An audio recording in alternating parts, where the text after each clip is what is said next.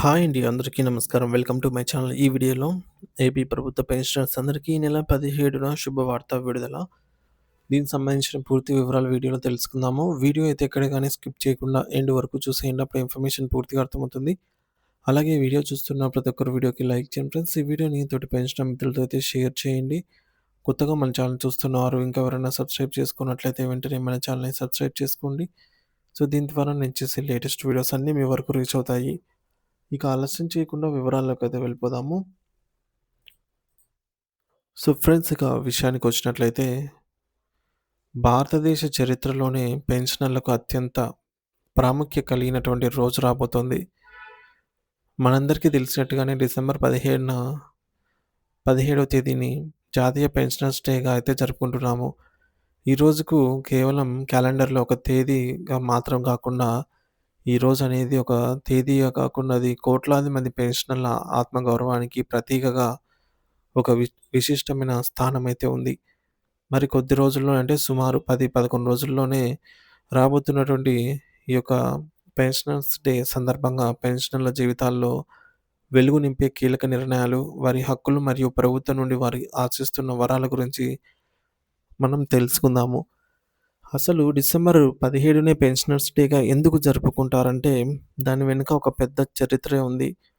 1982 December 17న భారత సర్వోన్నత న్యాయస్థానం supreme court D S Nakara versus union of India కేసులో ఒక చారిత్రాత్మక తీర్పును వెలువరించింది. అప్పటి ప్రధాన న్యాయమూర్తి జస్టిస్ వైవి చంద్రచూడ్ నేతృత్వంలోని 5గురు సభ్యుల ధర్మాసనం పెన్షన్ అనేది పదానికి ఒక కొత్త నిర్వచనాన్ని అయితే ఇచ్చింది. పెన్షన్ అనేది యజమాని దయతో వేసే భిక్షం కాదు. అది ఉద్యోగి గతంలో చేసిన సేవకు గాను గుర్తింపుగా చెల్లించే వాయిదా వేయబడిన వేతనం అని, అది ఉద్యోగి యొక్క చట్టబద్ధమైన హక్కని తేల్చి చెప్పింది. ఈ తీర్పుతో పెన్షనర్లకు సమాజంలో అసాధారణమైన గౌరవం అయితే లభించింది. ఈ మార్పులకు ప్రధాన కారకులైనటువంటి శ్రీ డిఎస్ నకారా అంటే ధరమ్ స్వరూప్ నకారా గారండి. ఆయన 1972లో పదవీ విరమణ చేశారు.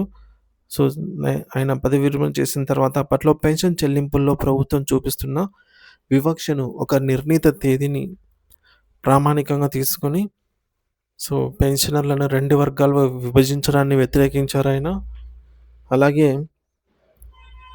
భారత రాజ్యాంగంలోని ఆర్టికల్ 14 అంటే సమానత్వపు హక్కు ప్రకారంగా పెన్షనర్స్ అందరినీ ఒకే తరగతిగా చూడాలని ఆయన న్యాయ పోరాటం ఫలితమే నేటి పెన్షన్ వ్యవస్థ. ఈ తీర్పుకు గుర్తుగా 1983 నుండి మనం ప్రతి ఏటా డిసెంబర్ 17న పెన్షనర్స్ దినోత్సవాన్ని అయితే జరుపుకుంటున్నాము. ప్రపంచవ్యాప్తంగా చూస్తే 1989లో జర్మనీ ఛాన్సలర్ ఓటో వాన్ బిస్మార్క్ మొట్టమొదటిసారిగా పెన్షన్ విధానాన్నయితే ప్రవేశపెట్టడం జరిగిందనమాట. మన దేశంలో 1871 పెన్షన్ చట్టంతో ఇది మొదలై అనేక పోరాటాల ఫలితంగా 1980లో ఏపీ రివైజ్డ్ పెన్షన్ రూల్స్, అలాగే 1981లో ఫ్యామిలీ పెన్షనర్స్ హక్కు, అంటే పెన్షన్ అనేది రివైజ్డ్ అంటే పెరుగుతున్న ధరల దృష్ట్యా పెన్షన్ కూడా పెరగాలనే హక్కును సాధించుకున్నాం 1980లో. తర్వాత 1981లో ఫ్యామిలీ పెన్షనర్స్‌కి కూడా ఎవరైతే సర్వీస్ పెన్షనర్ తదనంతరం కాలం చేసి ఉంటారో, సో, వారి తదనంతరం ఫ్యామిలీ పెన్షన్ హక్కుగా కూడా మనము తెచ్చుకోగలిగాం 1981లో. ఆ తర్వాత గ్రాట్యుటీ సంపాదించుకోగలిగాం మరియు కమ్యుటేషన్ వంటి సౌకర్యాలను కూడా ఉద్యోగులైతే సాధించుకోగలిగారు. గ్రాట్యుటీ అనేది ఉద్యోగి తన జీవితంలో దాదాపు 30 సంవత్సరాల పాటు చేసిన సేవకు గాను యాజమాన్యం ఇచ్చే బహుమతి లాంటిది. అయితే ఇదొక్కటే అన్నమాట ప్రభుత్వము సైడ్ నుంచి ఇచ్చేది గ్రాట్యుటీ. అయితే ప్రస్తుతం పెన్షనర్ల ముందు అనేక కొత్త సవాళ్లు ఉన్నాయి. నకారా గారు సాధించిన ఓల్డ్ పెన్షన్ స్కీమ్ ఓపీఎస్ స్థానంలో 2004లో కేంద్ర ప్రభుత్వం కాంట్రిబ్యూటరీ పెన్షన్ స్కీమ్ సీపీఎస్‌ను తీసుకొచ్చింది. ఇది ఉద్యోగి మరియు ప్రభుత్వం చెల్లించే వాటాను షేర్ మార్కెట్‌లో పెట్టుబడి పెట్టడం ద్వారా వచ్చే లాభ నష్టాలపై ఆధారపడి ఉంటుంది. మరి మార్కెట్ ఒడిదుడుకుల వల్ల వృద్ధాప్యంలో ఆర్థిక భద్రత ఉండదు అనే ఆందోళనతో పెన్షనర్స్ మరియు ఉద్యోగులు సీపీఎస్ రద్దు కోసం పోరాడుతూ ఉన్నారు. ఓపీఎస్ కావాలి అని చెప్పేసి కోరుతున్నారనమాట. సో, అది మనకు గ్యారంటీగా పెన్షన్ అనమాట.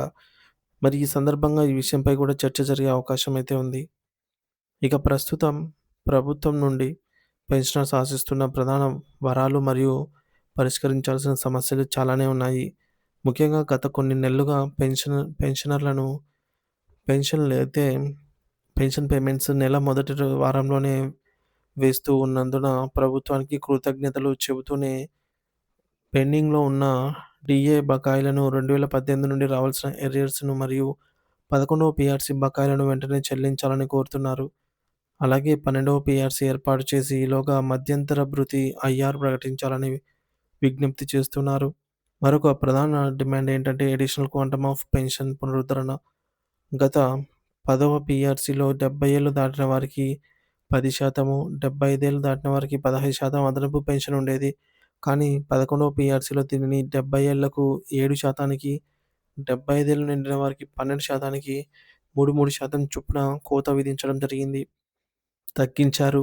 మరి వృద్ధాప్యంలో పెరిగే వైద్య ఖర్చులను దృష్టిలో ఉంచుకొని పాత విధానాన్ని పునరుద్ధరించాలని అయితే కోరుతూ ఉన్నారు పెన్షనర్స్. అలాగే పెన్షన్ కమ్యుటేషన్ చేసుకున్న వారి దగ్గర నుండి రికవరీ పీరియడ్‌ను 15 సంవత్సరాల నుండి తగ్గించి 135 నెలలు అనగా సుమారు 11 లేదా 12 ఏళ్లకు పరిమితం చేస్తూ శాశ్వత ఆదేశాలు జీవో ద్వారా జారీ చేయాలని పెన్షనర్స్ అయితే అభ్యర్థిస్తూ ఉన్నారు.